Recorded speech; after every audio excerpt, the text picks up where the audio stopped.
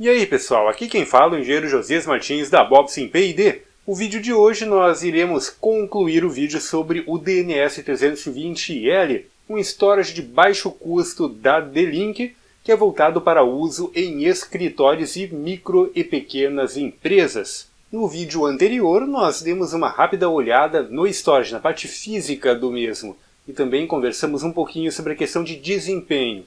O vídeo de hoje nós iremos testar ele, vamos verificar qual é o desempenho que obtemos com este equipamento diretamente na rede, ligado através de um cabo ponto a ponto ao computador, e também vamos falar um pouquinho mais sobre as suas funcionalidades. Então é isso aí, vamos ao vídeo de hoje!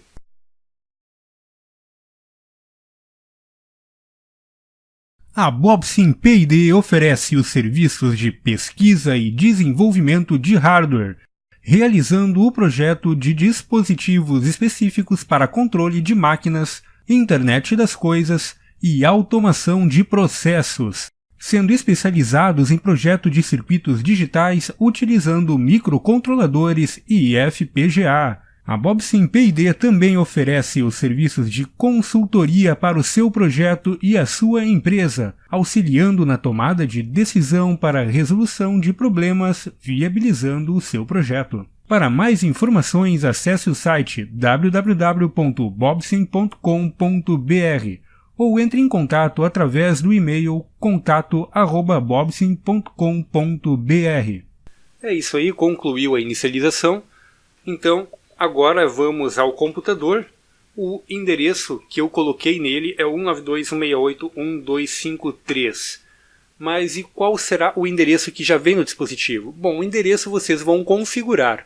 Vocês precisam conectar o dispositivo na rede, colocar o CD que vem junto com ele, que é fornecido aí pela D-Link, e esse CD vai localizar o dispositivo a partir do endereço MAC, igual vocês configuram uma impressora de rede. Então não se preocupem, não é nada difícil, é bem simples efetuar a configuração. Ele já vai pedir para vocês definirem também uma senha para o usuário admin, ok? Então basta você colocar o endereço IP configurado e acessar com a senha que você colocou no dispositivo. Deste modo vocês vão ter acesso ao sistema de controle aí do Share Center, né? E aqui nós podemos já ver os recursos dele, na CPU no momento, e a quantidade de memória RAM que está ocupada, e também a velocidade de transferência ocupada aí na rede nesse momento. Podem verificar aqui na lateral também o volume que está em RAID 1, o volume 1. Você pode configurar mais de um volume, certo? E pode configurar RAID 1 ou RAID 0 nos volumes. Vocês também podem observar que temos aqui algumas aplicações, bem interessante.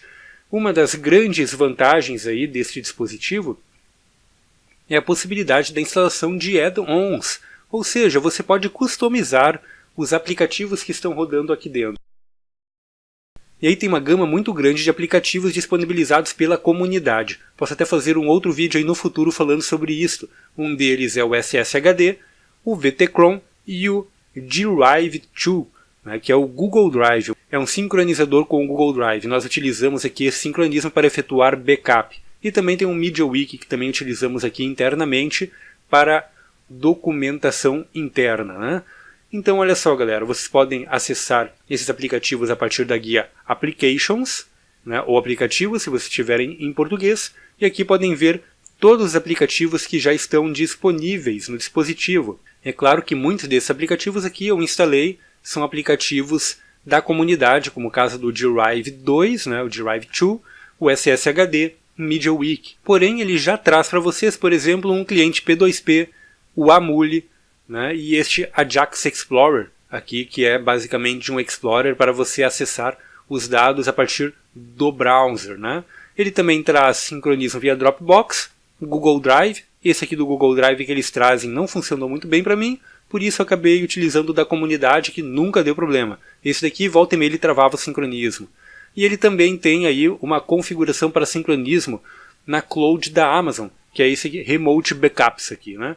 Esse daqui é o melhor, é o que funciona melhor, é esse Remote Backups, que faz sincronismo com o Amazon Cloud. Então, se você tiver aí Amazon Cloud, pode utilizar também essa opção a partir do Share Center.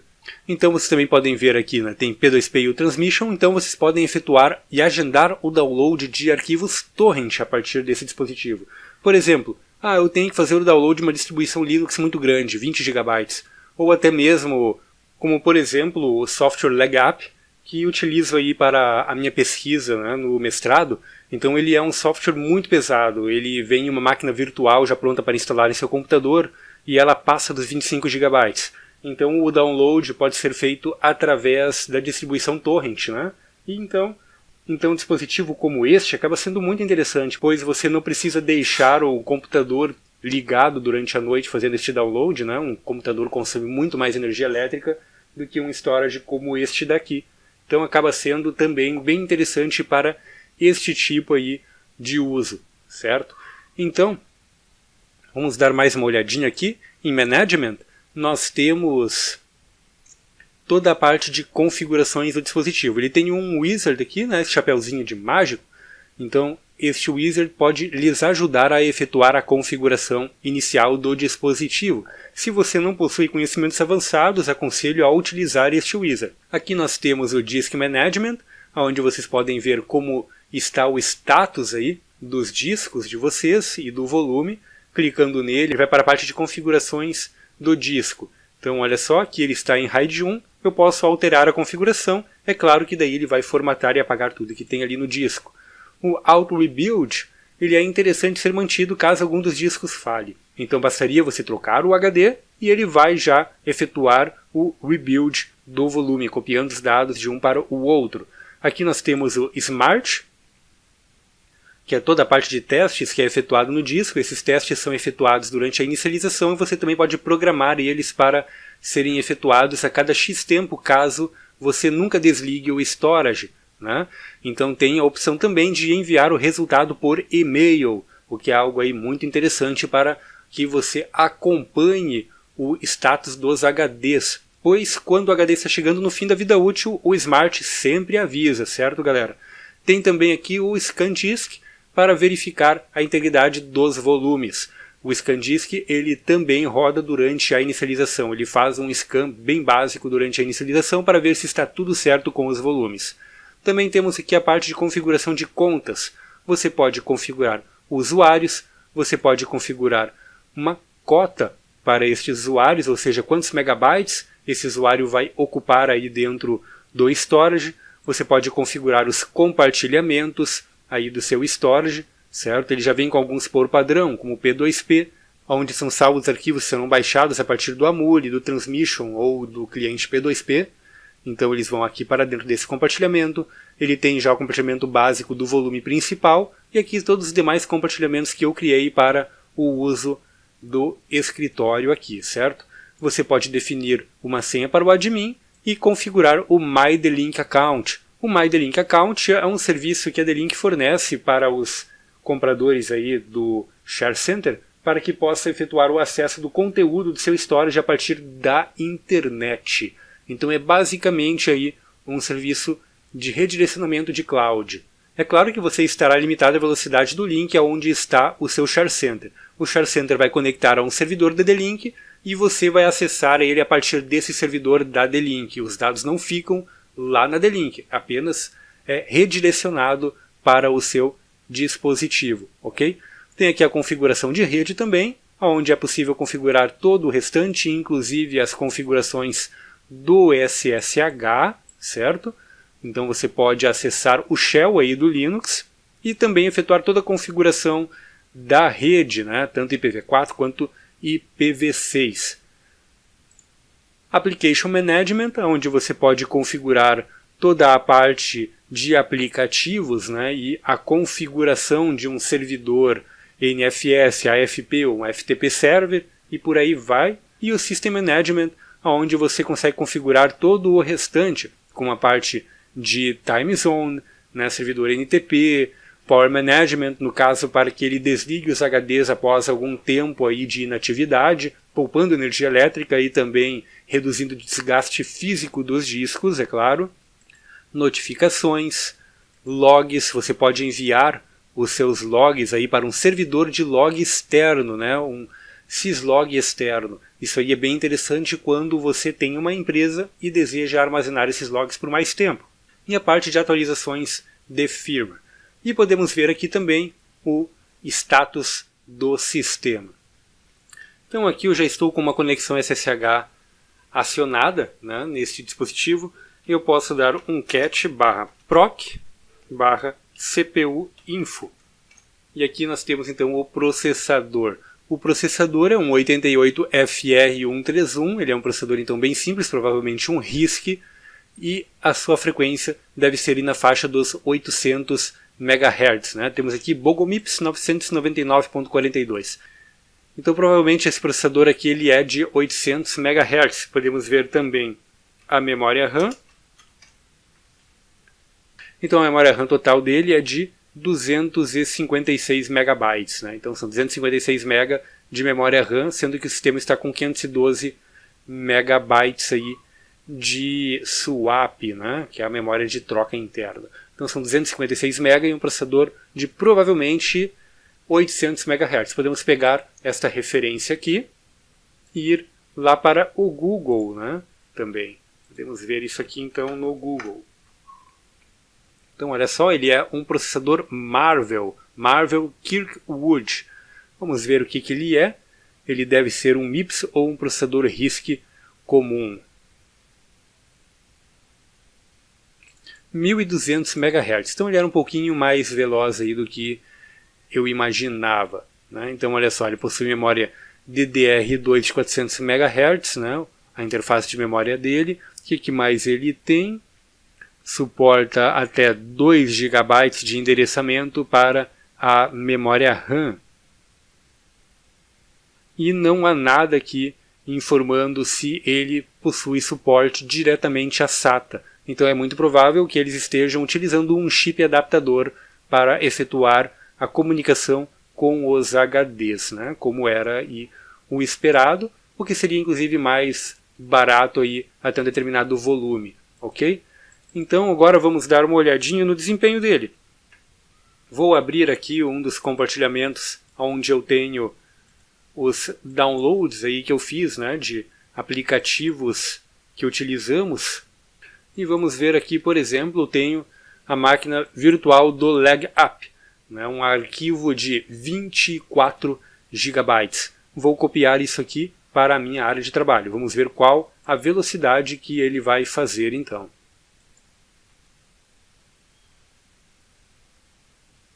Então é isso aí, efetuando a cópia de 24 GB para a área de trabalho aqui do meu computador. Observem que ele está mantendo uma velocidade de 67 até em torno de 70 megabits por segundo. Isso aí na cópia, né? Na velocidade de cópia normalmente é um pouco mais estável. Se mantém uma velocidade um pouquinho mais estável e acima dos 60 megabytes por segundo, né? É claro que às vezes ele vai dar uma oscilada, o que é bem normal por causa do acesso aos HDs. Como provavelmente ele deve estar utilizando uma USB para a comunicação com os HDs, né?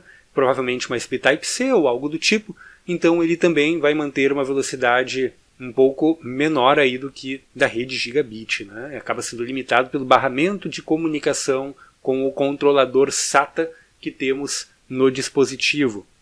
Então é isso aí, com a comunicação direta aqui, né, via rede Gigabit, fiquem na faixa dos 50 a 70 megabits. Vou cancelar essa transferência e vou pegar aqui um outro arquivo a partir do meu computador e vou copiar para o storage. Vamos pegar aqui do nosso último TEC, o TEC03. Vou copiar então o arquivo de vídeo já renderizado. Vamos jogar aqui dentro dessa pasta mesmo, depois eu apago. Então, essa pasta está no storage.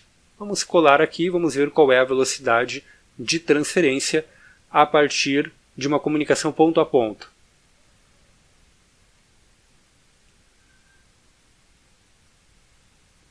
Observem que ele foi bem rápido, o Windows não conseguiu nem verificar qual é a velocidade. Então vamos pegar um arquivo um pouco maior para que o Windows consiga verificar, né, efetuar aí o cálculo da velocidade corretamente. Deixa eu ver se eu tenho algum outro arquivo aqui que possamos utilizar para efetuar este teste. Vou pegar aqui o disco número 1 da máquina do Magic VLSI, né, a mesma máquina virtual que já utilizamos aí nos vídeos de microeletrônica. Ela tem em torno de 9 GB. Então vamos ver qual é a velocidade que vai atingir aí no sistema durante a cópia. Então é isso aí. Observem que a velocidade de cópia do computador para o storage fica limitada a uns 40 megabytes por segundo, né? Agora deu uma pequena queda, vamos ver se vai subir novamente. Isso aí, fica limitado aí nos 40 megabytes por segundo. Não vai passar muito disto, provavelmente devido a limitações do processador. Vamos dar uma olhada aqui no storage. Vamos voltar lá para o home e vamos ver como está o processamento dele a partir do gráfico que temos aqui na tela principal do Share Center.